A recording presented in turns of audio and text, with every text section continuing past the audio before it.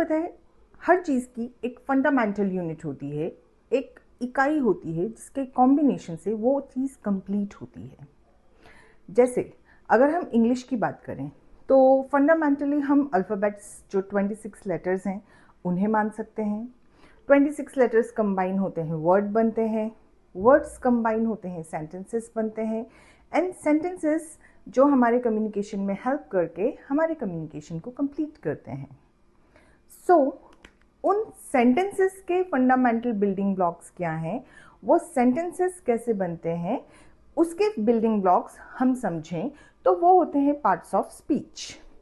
Parts of speech are the fundamental building blocks of any English sentence. They are 8 in numbers. कितने होते हैं ये? 8 होते हैं नंबर्स में। अब ये कौन कौन से होते हैं? Let's see to that. The first one is the naming word, noun.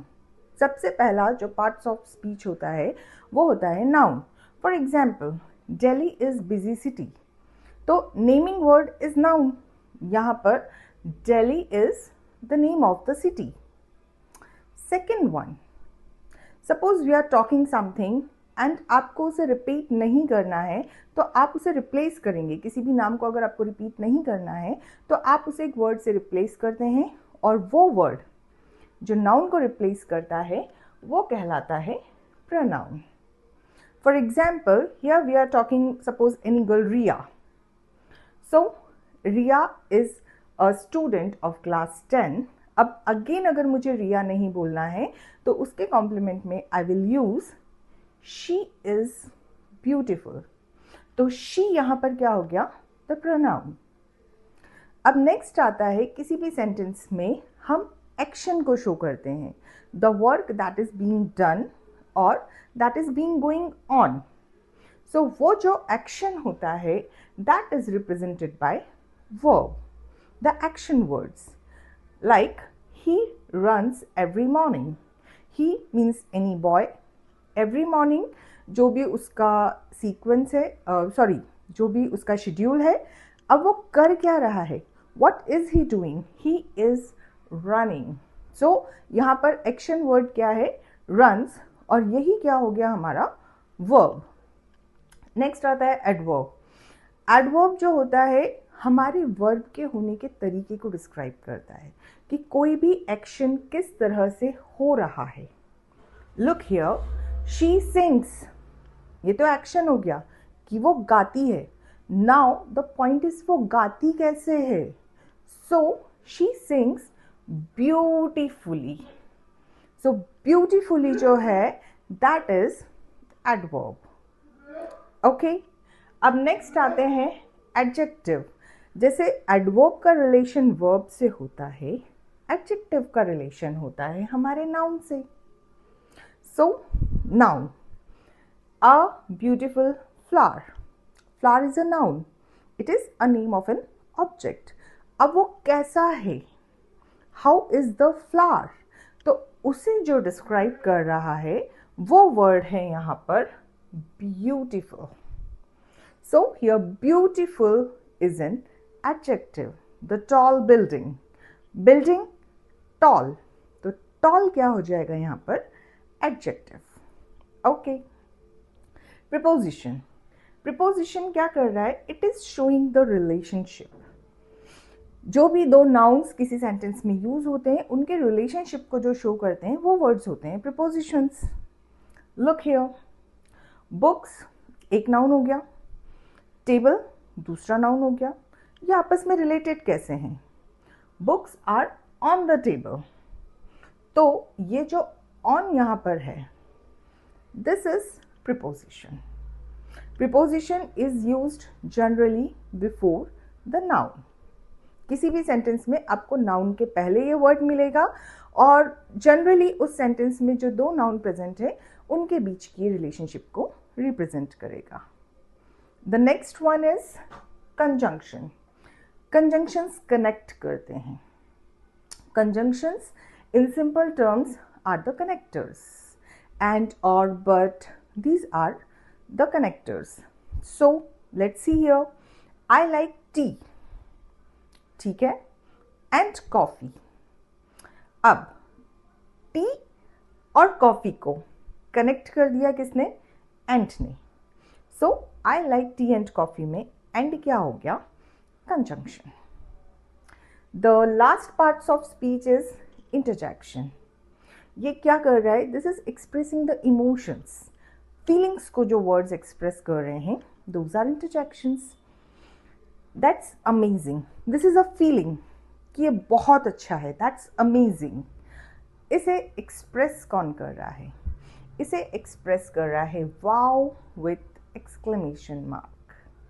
So this type of words present in the sentence represent the interjection. Okay, the 8 building blocks of any English sentence, that is noun, pronoun, verb, adverb, adjective, prepositions, conjunctions and interjections. ये होते हैं 8 building blocks of English sentences. अब किस तरह से ये use हो सकते हैं? Let's come to that. Here are few example for you.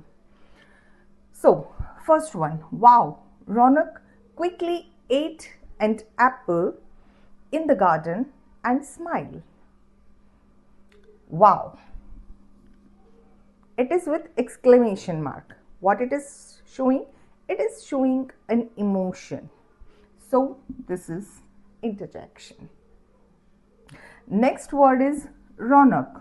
So Ronak, Ronak, Ronak, naming word. So this is noun. Quickly. Quickly is showing the manner how an action is done. ly. जिन शब्दों के and में ly होता है वो हमें बताते हैं कि एक्शन कैसे हुआ है. Generally ly ending words are adverbs. So quickly क्या हो गया? Adverb. Ate, A-T-E, ate, खा लिया. Eat का second form. So action.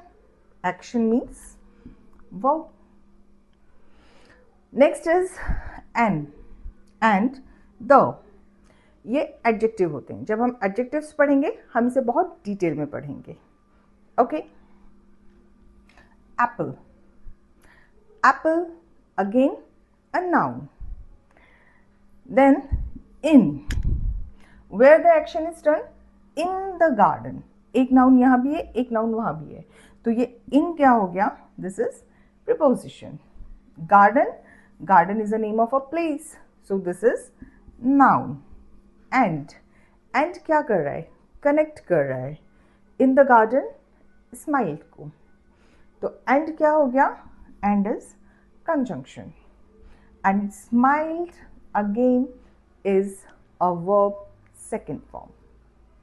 So you can see कि इस sentence में almost सारे parts of speech use हुए हैं और एक meaningful sentence हमें मिल चुका है.